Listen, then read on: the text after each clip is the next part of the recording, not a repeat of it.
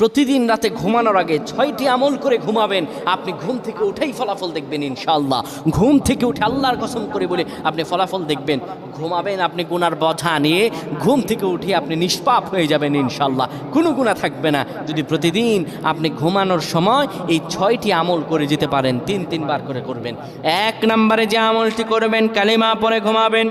2 নম্বরে দুরূদ শরীফ পড়ে ঘুমালে মৃত্যুর পর দুরূদ শরীফ হবে তার জন্য সুপারিশকারী।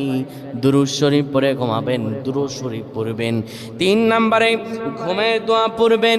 ঘুমের দোয়া পড়ে যদি ঘুমাতে পারেন, সারা রাত ইবাদত করার সওয়াব আল্লাহ আমল নামায় দিয়ে দিবেন। 4 নম্বরে আয়াতুল কুরসি পড়ে ঘুমাবেন। আয়াতুল কুরসি পড়ে কেউ যদি ঘুমায়, ফেরেশতারা তাকে সারা রাত পাহারা দেয়। ফেরেশতারা তাকে সারা রাত পাহারা দেয়। আয়াতুল কুরসি পড়ে ঘুমাবে।